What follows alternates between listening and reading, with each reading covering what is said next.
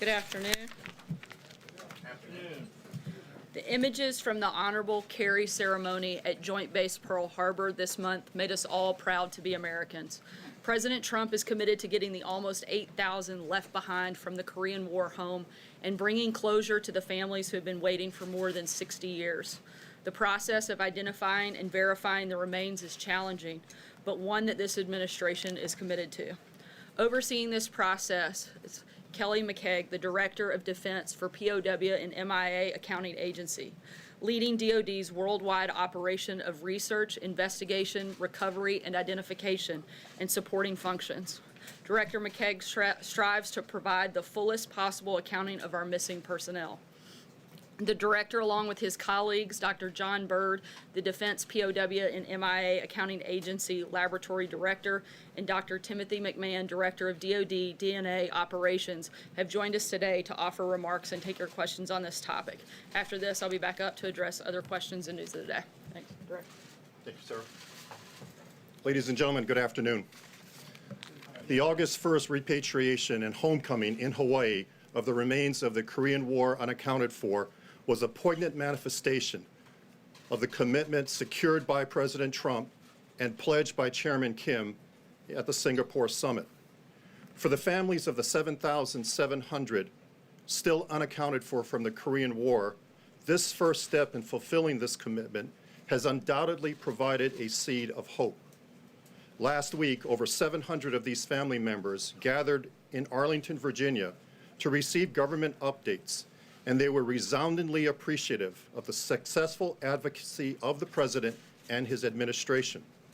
Two of those family members who attended, Charles and Larry McDaniel, were the recipients of the dog tag their father, Master Sergeant Charles McDaniel of Indiana. It was a sole personal effect returned by the North Koreans.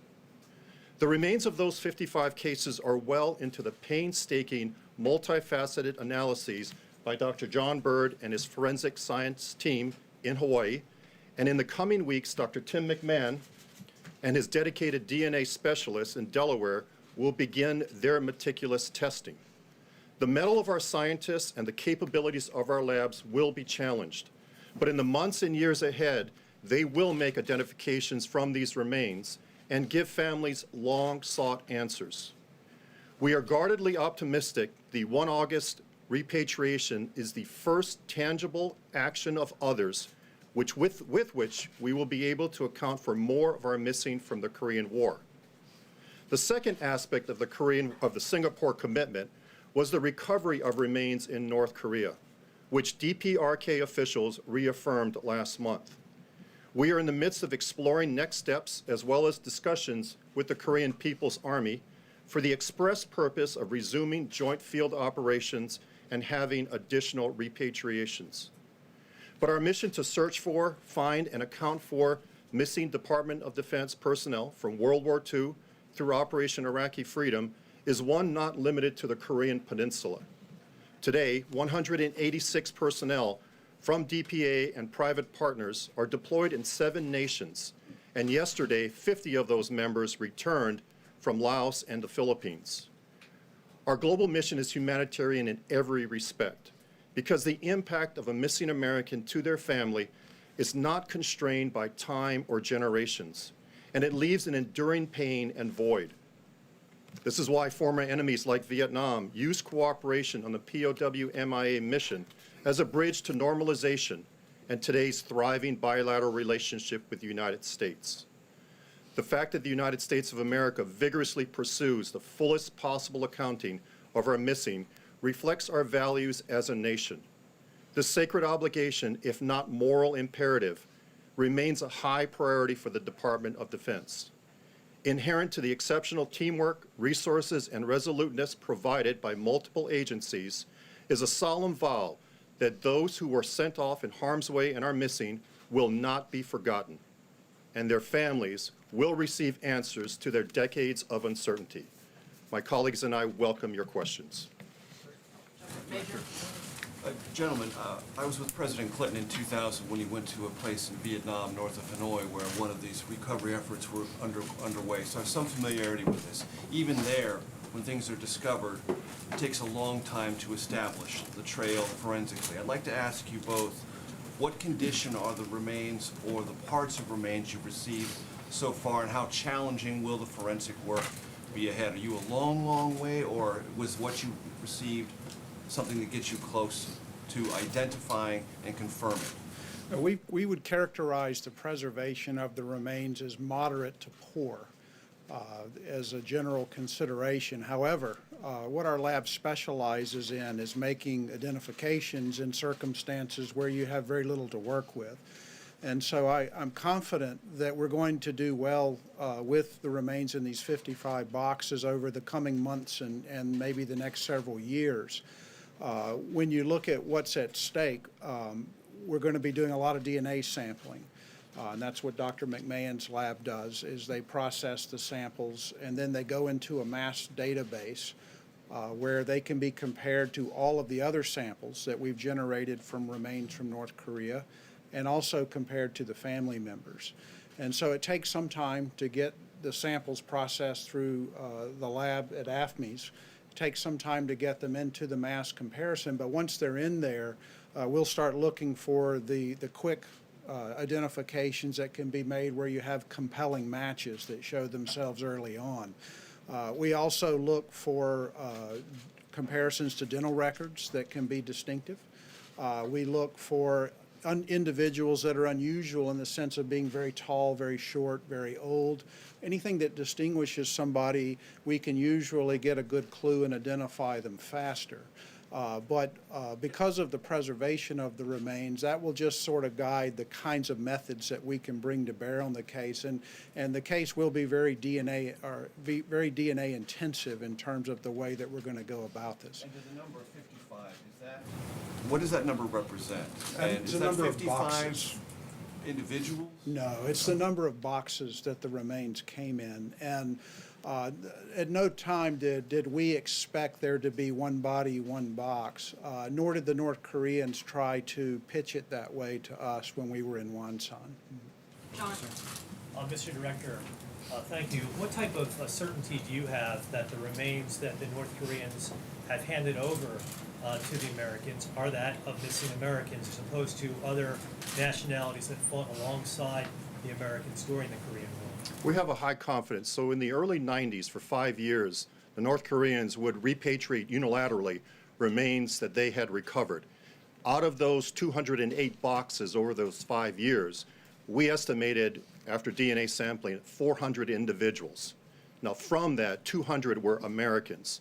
So the likelihood is, you're correct, there may be some of UN sending forces, there may be some South Korean soldiers' remains, as well as Chinese and North Korean. But our laboratories, both DNA and the forensic laboratory, have the technology and the capabilities by which to differentiate those remains over the course of the next several years. Director, I think you mentioned you're in some discussions with the North Koreans about potential future actions, maybe to search for more remains and joint efforts as such. I think the Pentagon and Secretary Mattis have mentioned that. What, if I'm to understand right, the Bush administration ended the program in which U.S. officials would be helping search for the remains, in part because of security concerns for our own forces there. Can you describe kind of what you're looking for from the North that could resume those kind of joint operations, and what steps you needed, how close you are to maybe doing that? So for 10 years, we operated between 1996 and 2005. Over time, conducting 33 joint activities with the North Koreans. Security is primarily our responsibility for our personnel.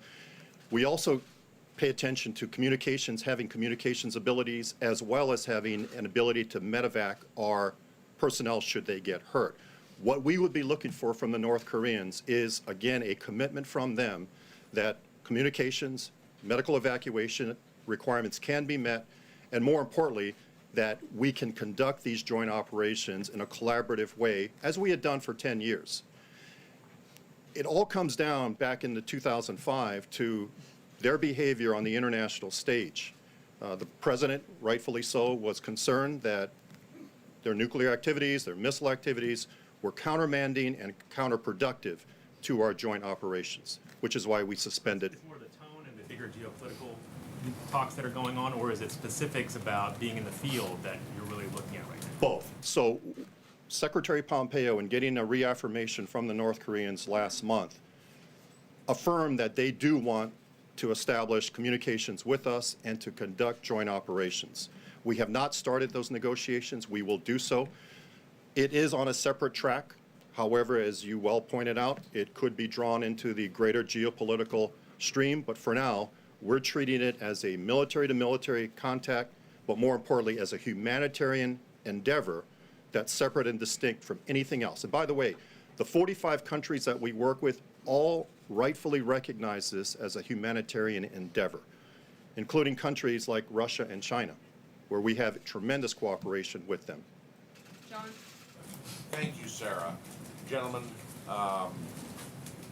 the recent death of former Congressman Bill Hendon of North Carolina brought back a lot of the rehashing of serious charges he made that those who were in Vietnam, either as prisoners or dead, were not fully accounted for. Has the book finally been closed on those Americans who served in Vietnam and were prisoners of war? It has. So right now there are close to 1,600 that remain missing and unaccounted for. Within that set of unaccounted for is what we call last known alive. It's a small subset of individuals who, for whatever reason, were seen alive at a certain point during the war and remained unaccounted for. Our priority with the Vietnamese is to get at that subset, small subset. I think it's down to 25, not necessarily prisoners of war, but again, last known alive at the time that they were seen. Take one last question, Brian. Real quick, of the remains in the 55 boxes, can we confirm for a fact that all of them are human remains, or are we still questioning that? Yes, we did a cursory inspection of the remains in Wonsan before we loaded them onto our military aircraft, just to ensure that at least some of what was in each box was human. When we got to Osan in South Korea, we spent 2 days going through every box in detail, conducting what we call a field forensic review. Purpose of that review is to ensure that every item is consistent with being human, and if there were any animal remains, we would have culled them out at that point. As it was, we did not find any animal remains. Quick follow-up. Do we have any idea how many people that we're looking at yet? No, we don't. There is a scientific process to estimate that, and I wish it were very fast, because I think a lot of people would really like to know. The families would love to know that information, but unfortunately, it's going to take months of analysis to start to get a refined estimate.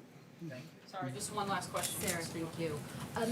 Do you have a timeline for bringing back more remains? And can you characterize what it has been like to work with the North Koreans on this particular part of this process? Have they been working with you in good faith at every step of the way? Okay, so the first question is, as Mr. McKeag mentioned, we're in the process of planning next steps, so we can't say we have any timeline today for bringing back more remains. We're hopeful that we will be in the not-too-distant future. I will say, though, in terms of having worked there, I worked there in the past during the 1996 to 2005 years. I spent a lot of time in the field there. And then I went into Wonsan with our team on July 27th, and there was a very different feel to it this time. It was a much more friendly, welcoming, and collegial approach this time compared to the way it used to be. Thank you, sir.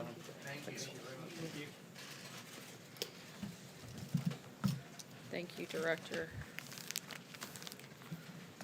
Looking ahead to next week, Ambassador Bolton will meet with officials in Israel and Ukraine, as well as with his Russian counterpart in Geneva, as a follow-up to the Helsinki summit to discuss a range of important national security issues.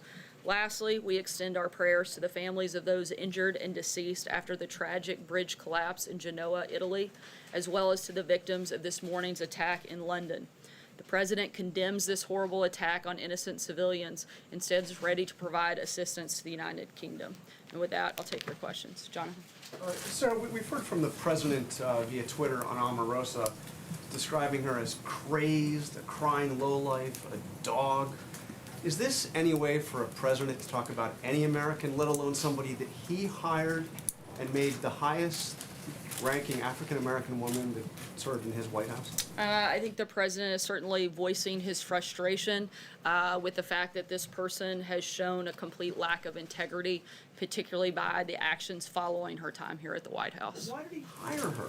I mean, why didn't he hire somebody he's describing as a dog, as a Look, the lowlife? president wanted to give her a chance, and he made clear when General Kelly came on, and he voiced concerns that this individual didn't have the best interest of the White House and the president and the country at heart. The president said, do what you can to get along, and if you can't, he gave him full authority to carry out the decision to let her go. Steve? What is his strategy in continuing to respond to the charges in this book? Why does he just ignore it? Look, I think he's made, again, the frustrations. I think not only those of us here in the White House, but frankly, I think most of America would be happy to ignore it. Unfortunately, the individuals in this room continue to create a large platform for somebody they know not to have a lot of credibility, for someone they frankly refuse to give a platform to when they worked here at the White House. It wasn't until this individual started to negatively attack this president and this administration and try to tear this entire place down that she received the type of platform and rollout that she's getting. I think it would be great if every single person in this room and every single person in the administration never had to talk about this again, and we actually got to focus on the real policies and the real things that not matter just to people in this building, but certainly all Americans, African Americans, Hispanics, and everybody in between. I think that would be the best thing that we could certainly do for our country. Jill? Thank you, Sarah. What do you say to critics who see his attacks on Omarosa as part of a pattern of insulting prominent African Americans? People he's taken criticized recently include Don Lemon, Maxine Waters. He's claimed that football players protesting racial injustice don't know what they're protesting. Look, the president, this has absolutely nothing to do with race and everything to do with the president calling out someone's lack of integrity. The idea that you would only point a few of the things that the president has said negative about people that are minorities. The fact is the president's an equal opportunity person that calls things like he sees it. He always fights fire with fire, and he certainly doesn't hold back on doing that across the board. Have you signed an NDA? I'm not going to get into the back and forth on who has signed an NDA here at the White House. I can tell you that it's common in a lot of places for employees to sign NDAs, including in government, particularly anyone with a security clearance. Annie? Me? Yeah. Sorry. Unless there's another Annie back there, I don't know. The president said that he kept Omarosa. John may be happy to go by Annie if that means he gets to take your question, but. The president said he kept Omarosa on despite complaints from her colleagues because she was personally supportive of him and said nice Sorry, I things can't about hear you. him. He said he kept her on despite complaints about her behavior because she was personally supportive of him and said nice things about him. Is that true of any other officials that are working in this White House right now? I'm not aware of that. Justin? Since you don't want to talk about Omarosa, I have a bunch on Turkey that hopefully you'll let me get through. A bunch. I don't know. We'll do our best.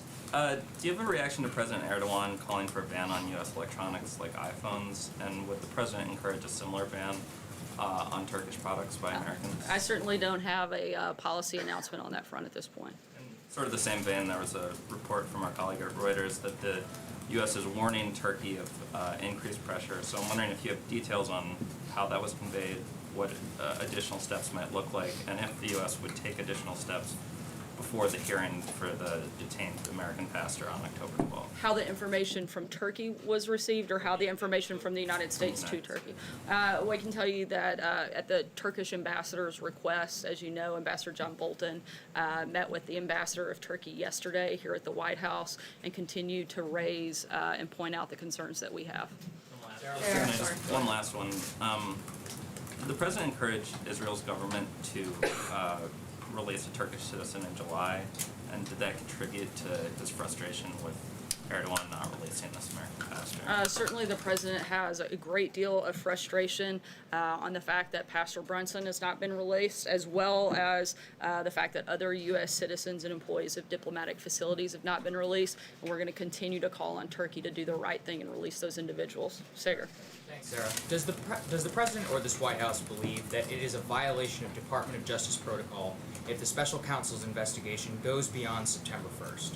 I'm not going to say that we would say necessarily a specific violation, but I think we've been very clear that not only do we, but all of the American people want this to wrap up. John? Yeah. Thank you, Sarah. Two questions on Turkey. As the relationship between the president and President Erdogan grows peripherous, my question very simply is, are we going to see the restoration of the readouts on calls between the president and other world leaders? That was terminated on the day after President Erdogan's election, and although we know that the president made a congratulatory call to him, there's been no readout since. Is that going to be restored? Certainly we'll continue to keep you all posted, not just on calls with Turkey, but other head of state calls as well, and provide readouts when we have them. Dave? Thanks, Sarah. The Taliban in Afghanistan this week has been on a surprise offensive. They've killed about 100 Afghan security forces, a couple dozen civilians as far as we know. The president was visiting with the 10th Mountain Division yesterday at Fort Drum. They've served in Afghanistan. Does this new offensive, is he still committed to his strategy that he outlined a year ago for Afghanistan, or does this new offensive give him the idea that maybe a different approach might be needed? Certainly no announcements or changes in policy from the president's rollout last August. Kristen? Sarah, have you asked the president if he's ever used the N-word? The president addressed that question directly via Twitter. I'd refer you back to him. I can certainly say I've never heard him use that term or anything similar. Have you asked him directly, Sarah? The president, I didn't have to because he addressed it to the American people all at one time. Why haven't you asked him directly? Again, the president answered that question directly on Twitter earlier today. Can you stand at the podium and guarantee the American people they'll never hear Donald Trump utter the N-word on a recording in any context?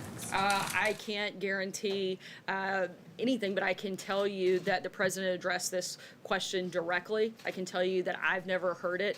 I can also tell you that if myself or the people that are in this building serving this country every single day, doing our very best to help people all across this country and make it better, if at any point we felt that the president was who some of his critics claim him to be, we certainly wouldn't be here. This is a president who is fighting for all Americans, who is putting policies in place that help all Americans, particularly African Americans.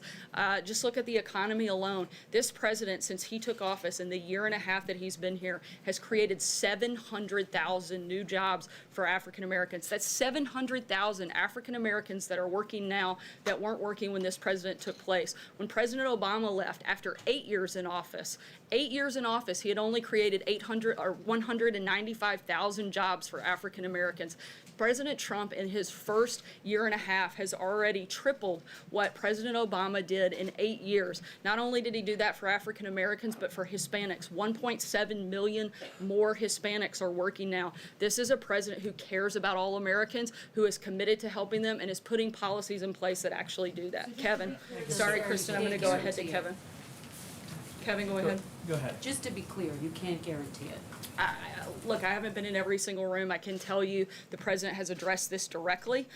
He's addressed it directly to the American people, and I can tell you what the focus and the heart of the president is, and that's on helping all Americans. And certainly, this is somebody who has been in business for decades, and you're just now hearing some of these outrageous accusations after the fact. He's dealt with people all over the world. It wasn't until he became a candidate for president that you started to hear some of these salacious and been ridiculous claims. And certainly, I think if you look at the actions that this president has taken, certainly the policies that he's enacted, you can see the heart of who he is, and you can see exactly what he has done and the type of president and person he is. Kevin? Thank you, Sarah. Just a very quick one on something that Omarosa said today. She called the president unfit, mentally unfit for the office. As someone who worked with her, how surprised are you at the level of her animus toward this president and toward this White House, and if I could follow? I'm certainly, I think like most people that worked with her, very disappointed that she would go to such a self-serving and somebody who blatantly cares more about herself than our country to make up some of these outrageous claims and accusations. Look, she worked here for a year and didn't have any of these things to say. In fact, everything she said was quite the opposite, and not just the year that she worked here, but the time that she spent on the campaign trail. And I think it's really sad what she's doing at this point. If I could follow very quickly, I wanted to ask you, just very briefly, we read earlier this afternoon that the Trump campaign has made an arbitration action against Omarosa. And I'm just curious, and I know there's separate entities, but is it likely that the White House is considering pursuing something in the way of possible action toward Omarosa for violating any? I certainly wouldn't be able to comment on any potential ongoing legal matter. Major? Sarah, a moment ago you said one of the motives for Omarosa was to tear this entire place down. What do you mean by that? And do you have, or others here have, ongoing concerns that while she was here, she taped other conversations that could either be damaging to the reputation of this White House or revelatory of something you'd rather keep private? I think the greatest concern we have is the lack of integrity that this individual has shown. One other thing, Sarah, she played a tape recording of a conversation with the president. Do you have any doubt that that is an authentic conversation that she had with the president? I don't. Okay, then related to that, the president said he was unaware in that conversation. Was that a truthful representation of what he knew at the time, or was he just trying to make Omarosa feel better? As I said moments ago, the president had a direct conversation with General Kelly, asked them to try to work things out. If it didn't, he gave General Kelly the full authority to make decisions about hiring and firing, including with respect to Omarosa. Because he knew what had happened and he knew he'd approved it. On the timing, I think he knew that it was certainly a possibility, but as to the fact whether or not General Kelly had called the president, I don't think he had at that point. Steve? Yes, Sarah, repeatedly we've heard the president declare that the so-called Islamic State terror group has been practically vanquished, especially in Iraq and Syria. Well, the Defense Department yesterday, the lead inspector general for Operation Inherent Resolve, in fact, says that their forces are estimated to be anywhere between 28,600 and 31,600 fighters, which would be about the number that they had at their peak. So has ISIS been practically vanquished? Certainly we know that the caliphate has been practically destroyed. Certainly there are continue to be ISIS fighters, and that's why we continue to take all of those threats seriously and look for ways every single day to defeat them and protect American people and our allies. Mike? Can I go back to the race question again?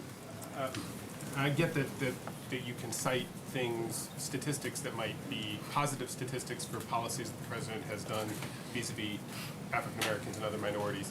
What do you say to people who look at the pattern of comments that the president has made specifically about African Americans and feel like he is singling those folks out because of their race? Are they missing something? Are they deluding themselves? What do you say to them? Because there are lots of people out there who look at the pattern and say, yes, he says negative things about a lot of people, but there seems to be a particular pattern of singling out African Americans and commenting in particular about their intelligence or lack thereof and their looks. I certainly don't think so. I think, as I said, the president has said similar things about a number of individuals, certainly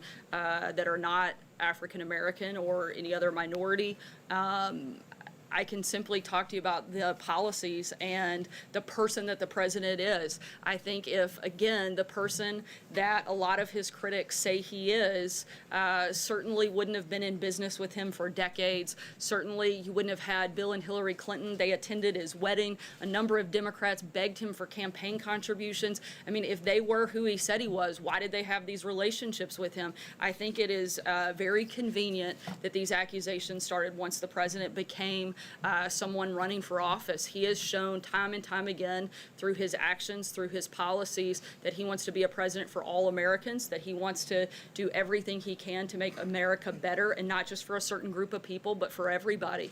I think that he has made a number of comments about plenty of people, and to try to single that out to one group is frankly silly, because I think if you did a comparison, he's probably got a lot more nasty things out there about some other people. Appropriate to? I'm sorry? Do you think that, I mean, Look, the more- president is somebody who's always going to fight fire with fire.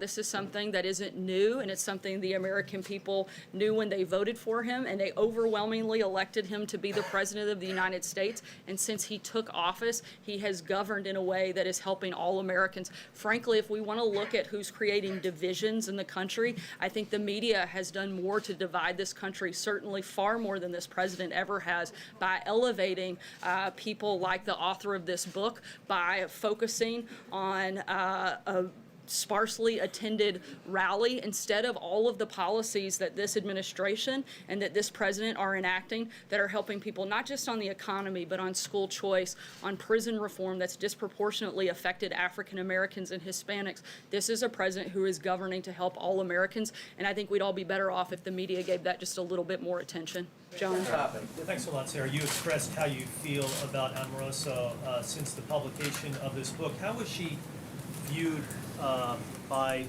fellow staff members here at the White House while she worked here? Did she pull her own weight?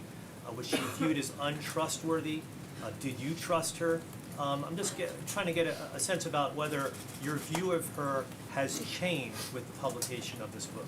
Certainly, I've expressed some disappointment. I'm not going to get into a back and forth on personal feelings that I have with a former colleague. I think that the focus not only of my time here, but of this administration is looking forward and how we can actually implement policies that matter to the American people, not who like to in the building behind me. Ryan? Different topic, if we can. When, and then a follow-up. When the first time the Mueller investigation indicted some Russians, this administration sanctioned those Russians. The 12 that were recently indicted, the 12 Russian nationals, does this administration plan to also level sanctions against them? I don't have any announcements on that front right now. Quick follow-up. You said you would like everyone to stop talking about this particular subject, including the administration. So are you saying you would like the president to stop tweeting about Omarosa? I think if the media continues to give it wall-to-wall coverage, the administration, in some cases, will be forced to respond. But I think it would be better off for all of us to walk away and focus on some things that matter. Raquel?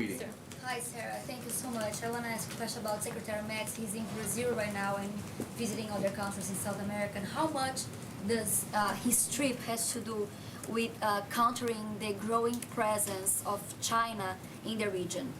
Certainly, we have a lot of shared values with the countries that he's visiting. We would always like to be the priority partner for those countries, and we hope that those relationships will continue to develop, and we'll keep you posted if he has any updates from the trip. Last question, Stephen.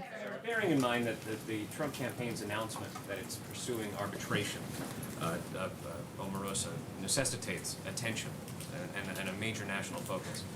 Can we talk, and can I ask you once more about the practice of signing people to non-disclosure agreements? Because let me ask you what it says about the expressions of loyalty or lack thereof for people who work behind that wall. Why do people need to be contractually obligated to forever after, in perpetuity, never say anything negative about the president, any member of his family, any product they should produce? Why is that necessary? Look, again, it's common in a lot of protect the corporate interests? What's the particular Certainly, necessity it's for this? also, despite contrary opinion, it's actually very normal, and every administration prior to the Trump administration has had NDAs particularly specific for anyone that had a security clearance. This White House is Security and certainly no classified. different. Sorry, go ahead. Keeping someone like Omarosa silent, because right now, what the Trump campaign is doing is he's forcing her essentially to defend herself and potentially even pay damages. Why is that necessary? That's a question you would have to ask the Trump campaign. It's certainly not a question that I could answer as somebody that's in an official government capacity. Thanks so much, guys. Have a great day. The president when he says he's never used the N-word?